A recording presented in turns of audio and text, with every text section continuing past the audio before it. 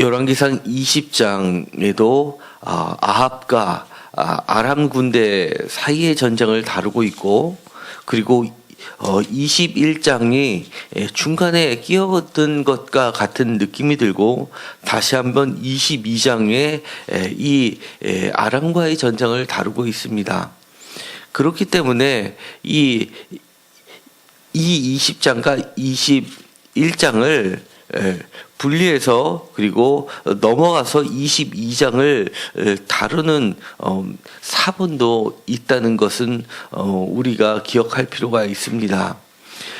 그렇기 때문에 이 20장을 사실은 해석하기가 훨씬 어렵습니다. 왜냐하면 제가 여러 가지 주석책을 찾아보더라도 이 아합 왕과 그리고 아람과의 전쟁을 기록하고 있는 외부 자료는 찾아보기 사실 어렵다는 것을 알게 됩니다. 사실은 이 아합 왕과 이 아람은 상당히 가깝게 지냈었던 것을 이 성경책 외에 다른 역사적 기록물, 그리고 다른 국가들의 기록물에서는 쉽게 발견할 수가 있고, 지금 성경이 말하고 있는 것처럼 서로의 구분을 가르면서 이렇게 전쟁을 한 것은 그 아합 왕 이후의 사건으로 보여지기 때문입니다.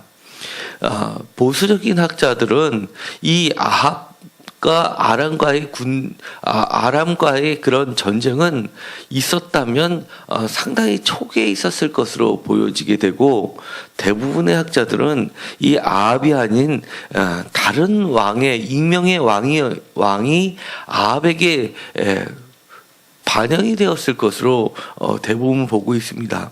그러나 저는 이 많은 자료를 사실은 찾아보았지만 그것을 재구성하기가 매우 어렵다는 것에 사실은 거의 의견이 일치되고 있기 때문에 이 성경에 나와 있는 그대로만을 제가 말씀을 전하고자 합니다.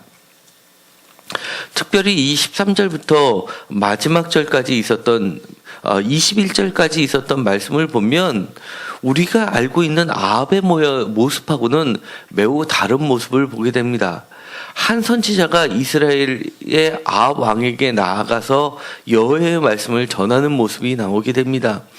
이 말씀을 보더라도 이 아합 왕 주변에는 이렇게 여호와의 선지자들 그룹도 있었음을 보게 됩니다. 그리고 이 아합 왕이 매우 하나님의 선지자의 말씀을 무엇보다도 중요하여 들었던 자로 나오게 됩니다.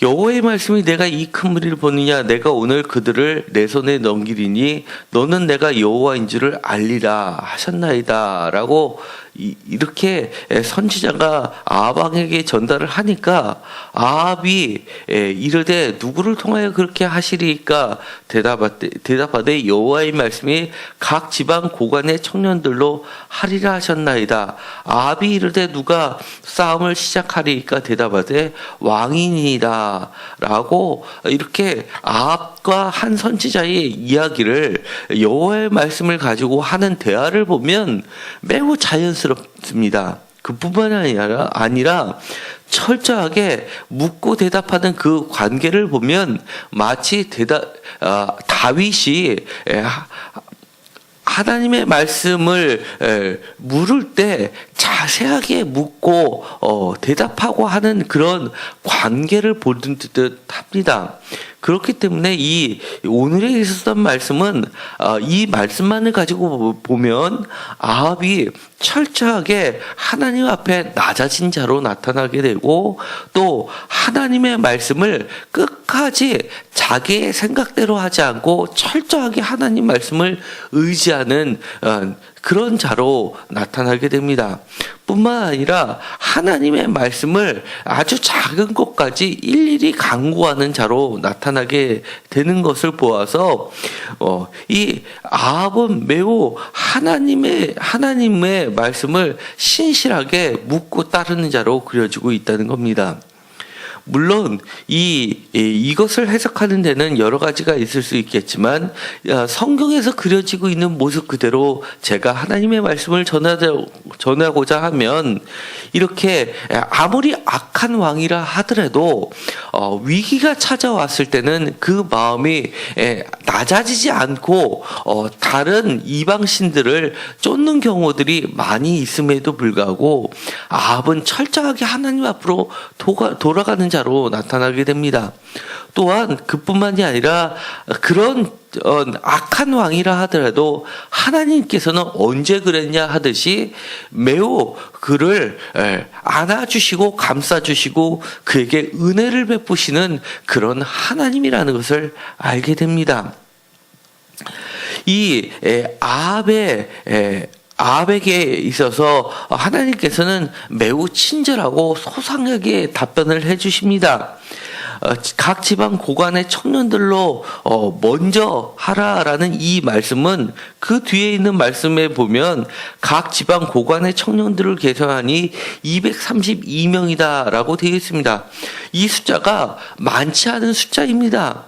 마치 기드온의 300용사가 생각나게 할 정도로 그렇게 매우 적은 수입니다. 그럼에도 불구하고 이 적은 수를 가지고 먼저 싸움을 하게 하고 이를 통해서 승리하게 하시는 하나님을 보면 이 싸움이 사람의 능력에 달려있지 않고 철저하게 하나님의 능력에 하나님의 말씀에 달려있음을 보여주는 사건이라고 할 수 있습니다. 이 사건을 통해서 이 싸움은 하나님의 말씀을 의지하는 자가 의지하지 않는 자들과의 싸움에서 철저하게 하나님이 이김을 보여주시고 또 이 말씀을 하나님의 말씀을 의지하느냐 의지하지 않느냐라는 그 믿음의 문제를 철저히 다루고 있음을 보여주게 됩니다.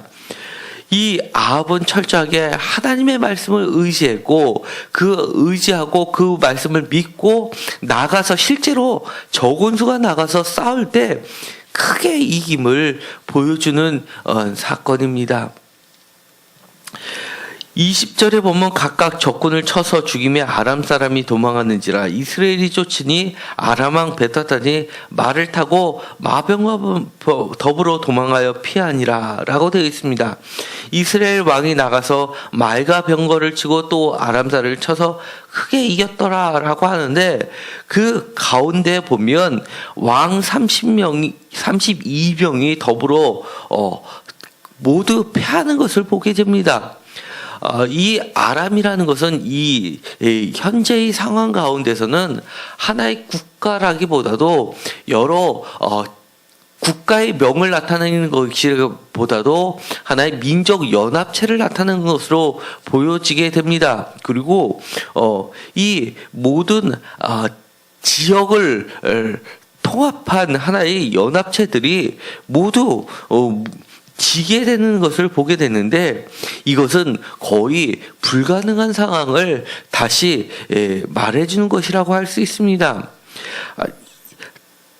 화친하러 나오더라도 사로잡고 싸우러 나올지라도 사로잡으라 하는 그들의 이야기를 보면 누가 보더라도 이 전쟁은 이미 끝난 전쟁임을 알 수 있습니다. 아랍 연합군이 100% 승리할 수밖에 없음을 보여주고 그리고 그들이 먹고 마시고 전쟁 가운데 있는다는 것을 보면 그만큼 전세는 이미 결론이 났음을 그리고 이렇게 자신들이 먹고 마시는 가운데서도 충분히 이길 수 있다는 것을 반증한다 할 수 있습니다. 그럼에도 불구하고 이 청년들이 먼저 나가서 이기게 되고 그 뒤를 쫓아서 이 아람 왕 베다단이 말을 타고 도망가고 그 뒤로 이스라엘 왕이 나가서 모든 자들을 물리침으로써 이 아합 왕도 하나님 앞에서 존귀하게 되는 것을 드러나게 됩니다. 사실 이것에 이 20장과 22장을 보면 아합왕이란 말은 매우 극히 드물게 거론이 되고 대부분이 이스라엘 왕이 나가서 또는 이스라엘 왕이라는 것으로 대부분의 기록을 하고 있는 것을 보면 이것을 익명의 왕을 아합왕에게 적용했다라고 그렇게 많은 학자들이 보고 있습니다. 그럼에도 불구하고 이 이야기가 아합왕에게 들어가 있는 것은 이 아합왕이 상당히 많은 기간 동안에 강력한 국가를 형성했던 것은 분명합니다. 그렇기 때문에 이 아합왕이 악할지라도 일부는 하나님 앞에 이렇게 철저하게 하나님의 말씀을 의지한 모습도 있었기 때문에 그를 즉시에 멸하지 아니하시고 이처럼 그의 왕국을 어느 정도 유지할 수 있게끔 하나님께서 은혜를 베풀으시고 그가 철저하게 하나님 앞에 돌아올 것을 끝까지 참고 기다렸다는 것을 보여주는 본문이라고 할 수 있습니다. 이 이야기는 단순히 아합에게만 적용해서는 안 될 것입니다.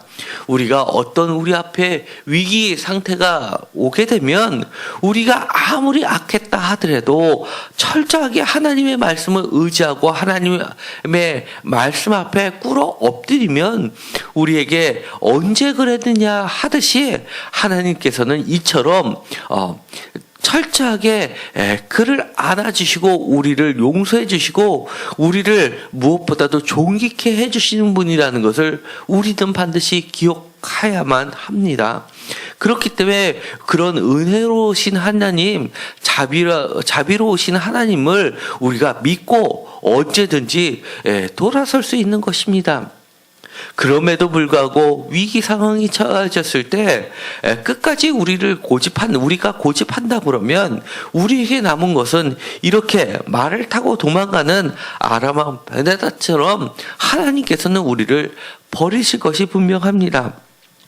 오늘의 말씀을 통해서 정말 얼마 되지 않은 이 232명이라는 극히 적은 수를 통해서도 전쟁을 무려 32명 왕의 연합군들을 대파할 수 있게 하시는 분이 하나님이라는 사실을 우리는 기억하고 전쟁은 하나님께 달려있지 우리들의 눈에 보이는 것에 달려있지 않음을 다시 한번 기억하시고 우리 인생에 철저하게 하나님 앞에 낮아지는 그리고 하나님의 말씀을 무조건적으로 믿는 자들이 되기를 간절히 소망합니다.